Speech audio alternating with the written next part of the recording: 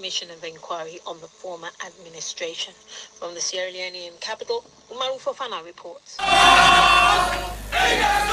Down but not out.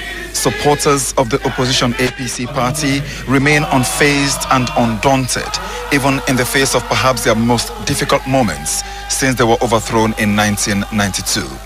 They chanted their party song, assuring themselves of victory. Their party's 10-year stewardship, which ended a little under 100 days ago, has been impugned by very serious allegations of corruption contained in the new government's transition report. In a lengthy speech and joined by his party's presidential candidate and his running mate, the opposition party's Secretary General, Usman Yansane, said the report was a calculated ploy by the new administration to decimate their main political rivals through harassment, intimidation, and threats. All of this, he said, they would stoutly resist. He gave me a shorter version of his party's reaction. The transition report is essentially a witch hunt. The APC served for 10 years, and during that period, there are functionaries that are today given prominent positions in the SLPP who served in government, who served as focal persons in some of the transactions that are now described as criminal transactions, but they've never been mentioned in the report. We also believe that a transition report is not a tribunal to proffer suggestions for criminal action against people. And in their presentation, it was clear that even before they presented the report to President Julius Maada Bio, they had come to conclusions as to what would happen to members of the APC. They will not end corruption if it is one-sided.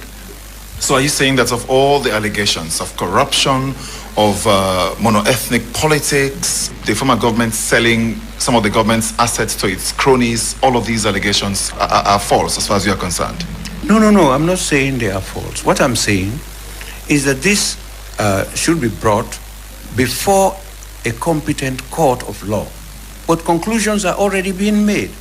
And it is also a witch hunt because there are over 30 names that were not called in the sale of government properties. Prominent people who are holding important positions in the SLPP.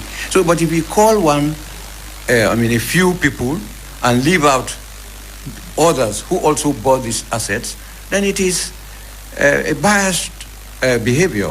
So are you admitting guilt but not alone? I'm not admitting guilt until a competent court proves that our people are guilty.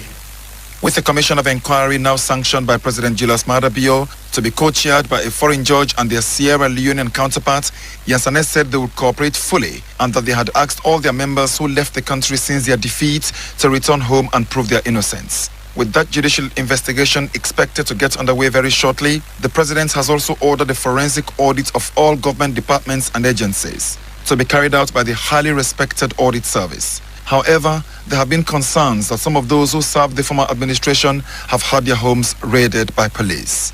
As I left the press conference hall to be able to file this report in time, an old lady who described herself to me as a staunch opposition supporter warned against what she called victimization of our party members.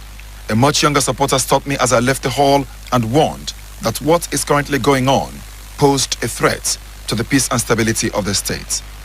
And that was Umaru Fofana in Freetown.